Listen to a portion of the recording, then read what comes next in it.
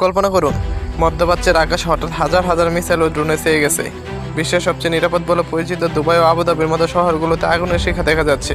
এটি কোনো সিনেমার দৃশ্য নয়, বরং ইরান এবং ইসরায়েল আমেরিকা যুদ্ধের এক ভয়াবহ বাস্তবতা।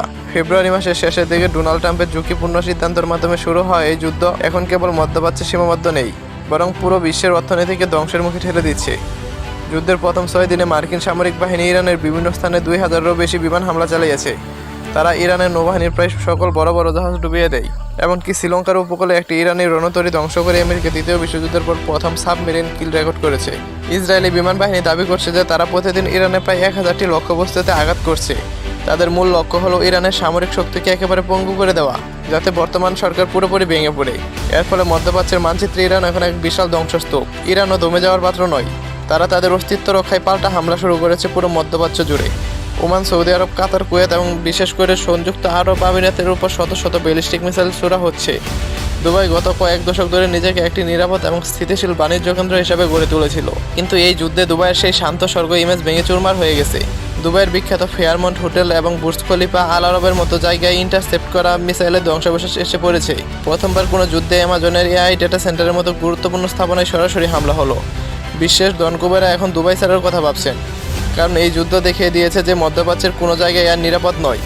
এই দেশগুলো তাদের এয়ার ডিফেন্স দিয়ে মিসাইল আটকালেও যেভাবে মিসাইল ছোড়া হচ্ছে তাতে তাদের ইন্টারসেপ্টর বা মিসাইল আটকানোর সরঞ্জাম দ্রুত ফুরিয়ে আসছে।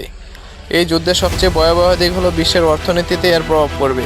ইরান তাদের সবচেয়ে শক্তিশালী চালটি চালিয়েছে, তারা হরমুজ প্রণালী বন্ধ করে দিয়েছে। বিশ্বের মোট জ্বালানি তেলের 1/3 এবং প্রাকৃতিক গ্যাসের 1/5 এই সরু জলপথ দিয়ে প্রবাহিত হয়। যুদ্ধ শুরুর পর তেলের দাম 14% এবং ইউরোপে গ্যাসের দাম 70% পর্যন্ত বেড়ে গেছে। ইরাক তেল রপ্তানি করতে না পেরে উৎপাদন বন্ধ করে দিচ্ছে। কুয়েত ও সৌদি আরবের অর্থনীতি এখন হুমকির মুখে। যদি এই প্রণালী দীর্ঘদিন বন্ধ থাকে তবে সারা বিশ্বে মুদ্রাস্ফীতি এমন পর্যায়ে যাবে যে আমাদের কল্পনার বাইরে। আরব দেশগুলোর জন্য তেল নয়, বরং পানির সংকট সবচেয়ে বড় হয়ে দেখা দিয়েছে। সৌদি আরব, কুয়েত এবং আরব আমিরাতের মতো দেশগুলো পানি ও জলের জন্য সাগরের লবণাক্ত পানি পরিশোধন করে প্ল্যান্টের উপর নির্ভরশীল। ইরান যদি একবার এই প্ল্যান্টগুলোতে সফলভাবে হামলা করতে পারে তবে ভয়াবহ বিপর্যয় ঘটবে। মার্কিন একটি লিক হওয়া তথ্য অনুযায়ী সৌদি আরবের রিয়াদ শহরে 7 মিলিয়ন মানুষ মাত্র 1 সপ্তাহের মধ্যে পানির অভাবে শহর ছাড়তে বাধ্য হবে। ইরান এখন এই অস্তিত্ব রক্ষার কার্ডটি খেলার চেষ্টা করছে।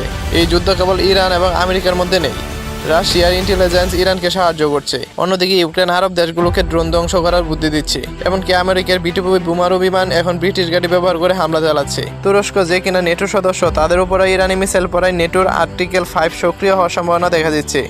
অর্থাৎ পুরো বিশ্ব এখন 2 ভাগে বিভক্ত হওয়ার পথে। আমেরিকার CIA এখন ইরানের ভেতরে থাকা কুর্দি এবং অন্যান্য সংখ্যালঘু গোষ্ঠীগুলোকে অস্ত্র দিচ্ছে, যাতে তারা বর্তমান সরকারের বিরুদ্ধে বিদ্রোহ করে। কিন্তু ইরানের 92 মিলিয়ন মানুষের মধ্যে 60% পার্সিয়ান।